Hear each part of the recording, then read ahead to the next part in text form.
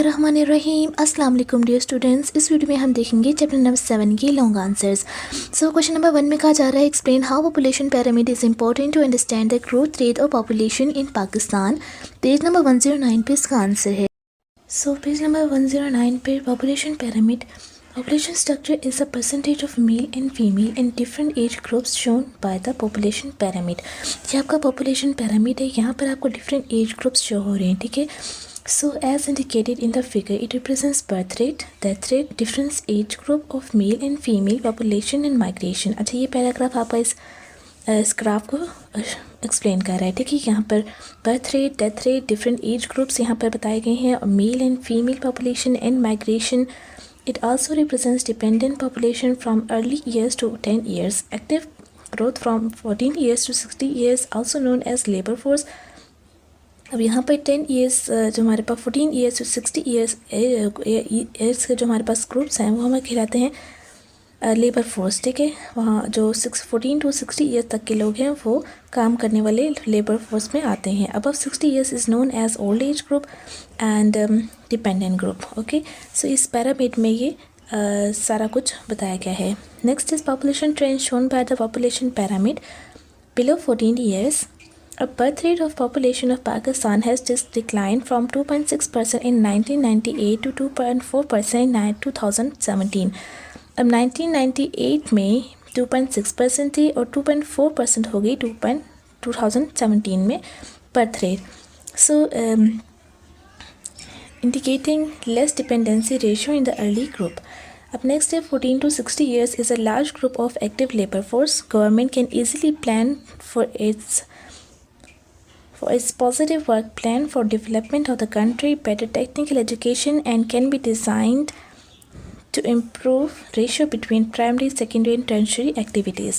अब 14 to 60 years के group के बारे में बताया जा रहा है कि ये लेबर फोर्स पे आते हैं, एक्टिव पीपल होते हैं, यंग पीपल होते हैं, और साथ ही साथ यहाँ पर इनको चाहिए होता है ये गवर्नमेंट डिज़ाइन करिए इनके लिए एजुकेशन वगैरह, primary, secondary. And according to year 2017 to 18, 44% people were in primary sector employed in agriculture, fishing and mining, 25% in secondary sector that employed including industry and manufacturing of machine-made quality products, domestic and foreign market। So primary structure का बताया गया है। secondary structure में इस तरह के including होते हैं, और for example textile, cement, sugar and many more। 37% in tertiary sector including services। अब 37% जो है वो tertiary sector में आते हैं, जिसमें include आता है services like banking, insurance, healthcare and teaching etc। So next हमारे पास है above 60 years has been increasing demanding more healthcare, better food and healthy lifestyle। Government and NGOs can plan for qualified old people may volunteer and counsel the younger generation। अब above 60 years हमारे पास people हैं वो बूढ़े लोग शुमार होते हैं जिनको हेल्थ केयर की ज़रूरत होती है। सो इसके लिए गवर्नमेंट NGOs वगैरह डेवलप कर रही है, ठीक है। लास्ट पैराग्राफ में आता है political stability is the dire need of the country as without peace and stability there can be no development of various projects, decreasing job opportunities in the country leading to unemployment and migration। So यहाँ पर ये last paragraph में बताया गया है कि without piece and stability जो हमारे मुल्क में एक तवाज़ुन और साथ में सुकून है, उसके बगैर ये सब हमारे जो प्रोजेक्ट्स हैं काम नहीं कर सकते। So job opportunity in the country leading to unemployment and migration. जो हमारे पास अनएम्प्लॉयमेंट्स जो जॉब्स नहीं मिलती हैं लोगों को, वो माइग्रेशन पर लोगों को आमादा करते हैं। हमारे ज़्यादातर यंग यूथ बाहर के मुल्क चली जाती है, ठीक है। सो ये हमारा फर्स्ट लॉन्ग का आंसर था। सेकेंड लॉन्ग में कहा जा रहा है evaluate the importance of demographic model for different stages of population growth. Page 108 पर। नंबर 108 पर आपका सेकेंड लॉन्ग है डेमोग्राफिक ट्रांजिशन मॉडल। सो यहाँ पे demographic transition theory suggested population growth along a predictable 5 stages model. अब डेमोग्राफिक ट्रांजिशन मॉडल में आपके 5 stages आते हैं। नंबर 1 स्टेज है pre industrial society, both birth rate and death rate are high and रफली in balance and population growth remains slow. Stage 1 में आपका जो बोथ बर्थ और डेथ रेट है वो हाई है, ठीक है। और farming is a main occupation High birth rate is due to many children needed in agriculture. High death rate is a consequence of poor medical facilities, sanitation and food. Stage 2 में कहा जा रहा है birth rate is still high but death rate decreases due to the better medical facility sanitation and food. So यहाँ पर जो ये graph है इसमें देखें stage 1, stage 2, stage 3, stage 4 and stage 5। इन 5 स्टेजेस को इन्होंने यहाँ पे एक्सप्लेन किया हुआ है। स्टेज 1 के अंदर देखें तो बर्थ रेट हाई है, डेथ रेट भी हाई है। अब इसके एक्सप्लेनेशन में इन्होंने रीजंस बताए हुए हैं, ठीक है। सेकेंड स्टेज में भी हाई है बर्थ रेट और डेथ रेट फॉल हो गई है। थर्ड स्टेज में बर्थ रेट फॉल है और डेथ रेट भी फॉल है, और फोर्थ स्टेज में ये है और फिफ्थ स्टेज में वेरी लो और लो है। सो ये इसकी रीज़न फॉल और हाई की रीज़न यहाँ पे इन्होंने 5 स्टेजेस में बताई हुई है। थर्ड स्टेज में है death rate is low due to the improve economic conditions, food, health care and sanitation. The birth rate is decreasing due to awareness in family planning, female education, ambitious plan of the government and NGOs to encourage people to have small families and better education, late marriages and desire for high standard of living। So यहाँ पे इन्होंने death rate लो होगी इसकी reason बताई हुई है, ठीक है। एंड स्टेज 4 और बर्थ रेट यहाँ पे लो हो गई है, इसकी रीज़न ये सारी आ जाती है इससे आगे।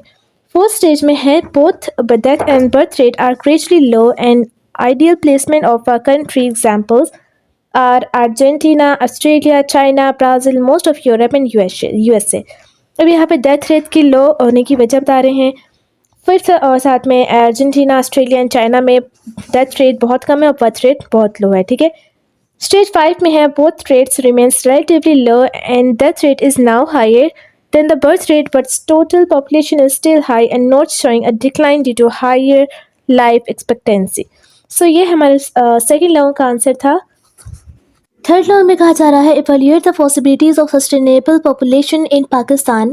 पेज नंबर 115 पर इसका आंसर है जी। तो थर्ड लॉ का आपका आंसर है सस्टेनेबल पॉपुलेशन ग्रोथ से। Sustainable population means the size of population of a country that can easily be supported by it's economic resources at all times, ठीक है। सो सस्टेनेबल का क्या मतलब है कि size of population of a country, एक country एक मुल्क है उसकी पॉपुलेशन कितनी है, उसका साइज कितना है, that can easily be supported by its economic resources in all time. It is achieved when development in resources is proportionate to population growth. Pakistan's population is increasing at a greater rate than its economic growth. Pakistan की population बढ़ रही है और economic growth उसकी नहीं बढ़ रही है। Many development plans are not meeting the demand of its population. There is an extra burden on food resources, land, energy resources, transport system, education and healthcare facilities. Pakistan is an agriculture country with most of its population living in rural areas practicing subsistence farming, which is not meeting the needs of the growing population. In order to combat this issue, the government should encourage the farmers for mechanization of agriculture or cash crop farming to increase yield per acre crops. Irrigation system should be improved to provide reliable source of water for cultivation of more areas under agriculture. So simple से wording है, यहाँ पे मुश्किल words नहीं दिए गए हैं। Government should also increase literacy ratio by introducing compulsory and free primary education. More technical and skill based institution according to international standard may be set up to provide quality education. अब यहाँ problems बताई गई थी, यहाँ पे इसका solution बताया गया है कि गवर्नमेंट को ये सब इंक्रीज़ करना चाहिए और साथ ही साथ टेक्निकल स्किल बेस्ड एजुकेशन पर ज़्यादा तवज्जो देनी चाहिए और इस तरह का सेटअप बनाना चाहिए कि वो स्किल बेस्ड एजुकेशन बच्चे और लोग हासिल कर सकें। Country needs more skillful labour force to increase the ratio of secondary and tertiary activities. Government should encourage people to increase exports by finding more international markets. अब यहाँ पे भी इसका रीज़न बताया गया है, गवर्नमेंट को एक्सपोर्ट्स को इंक्रीज़ करना चाहिए। Population is increasing all over the world and in order to meet the demand of this growing population, many developed countries have started mass production of goods. Pakistan should follow the same to improve its economy and to become self-sufficient. Increasing population growth of the country is becoming a serious issue for its progress and development. Government should increase the NGOs to contribute more for the economic and social progress of the country. Pakistan is blessed with a variety of natural and human resources. If the economic and social issues are planned properly, The nation can easily overcome its difficulties and problems. So इस paragraph में इन्होंने सारी solutions बताए गए हैं जो कि हमारी ज़्यादा पॉपुलेशन है उसकी सारे सॉल्यूशंस इन्होंने इस पैराग्राफ में बताए हुए हैं। सिंपल से इसकी भी वर्डिंग है। सो ये हमारा थर्ड लॉन्ग यहाँ पर एंड होता है। फोर्थ लॉन्ग में कहा जा रहा है explain why urbanization is important for Pakistan. So students question number 4 का आंसर आपको बुक में गिवन नहीं था, सो इसका आंसर आपको खुद से लिखना पड़ेगा। बुक में आपको प्रॉब्लम्स और साथ में सॉल्यूशंस गिवन है, इसकी इंपॉर्टेंस नहीं गिवन। सो इसके आंसर में आप खुद से हेडिंग्स लिख सकते हैं। यहाँ पे मैंने कुछ 10 हेडिंग्स बनाई हैं। सो आंसर नंबर 4 है urbanization is crucial for Pakistan development and here are some reasons why. Number 1 a reason is economic growth. Cities are hub for business, industry and innovation, driving economic growth and job creation. Number 1 is economic growth. Second is improved infrastructure. Urban areas typically have better infrastructures including transportation, healthcare and education facilities. Simple सी wording यहाँ लिखी है। Third heading में है increased productivity. Urbanization leads to increased productivity due to specialized labor, technology and access to market. Fourth heading में है better services. Cities offer better access to essential services like healthcare, education and sanitation. ये सब facilities आपको cities में मिलती हैं जिसकी वजह से ये सिटीज़ की जो लाइफ है बहुत इंपॉर्टेंट है इसकी, ठीक है। फिफ्थ हेडिंग है reduce poverty. Urbanization can help reduce poverty by providing employment opportunities and improving living standard. 6 number पे है brain drain reversal. Urbanization can attract skill professional back to Pakistan reversing brain drain. 7th में कहा जा रहा है global competitiveness. Urbanization helps Pakistan compete globally by fostering innovation, entrepreneurships and trade. 8th heading में कहा जा रहा है environmental benefits. Compact urban living can reduce carbon footprint, promote sustainable practices and protect natural resources. 9th number पे है social mobility. Cities offer opportunities for social mobility, enabling people to improve their socio-economic status. 10th heading में है national development. Urbanization is key to Pakistan's national development as it drives growth, innovation and progress. However, last में आपका conclusion कोई अभी long answer अगर आप paper में लिखें तो हेडिंग्स बनाएं, लास्ट में आप कंक्लूजन ज़रूर लिखें, बहुत अच्छा इंप्रेशन देता है आपके क्वेश्चन में. However, Pakistan must address challenges like overcrowding, housing shortages and inadequate infrastructures to ensure sustainable and inclusive urbanization. So ये थे आज के हमारे चैप्टर नंबर 7 के लॉन्ग आंसर. अगर आपको कोई प्रॉब्लम हो तो आप कमेंट सेक्शन में पूछ सकते हैं. सो मिलते हैं नेक्स्ट वीडियो में. अपना बहुत सा ख्याल रखिएगा. अल्लाह हाफिज़.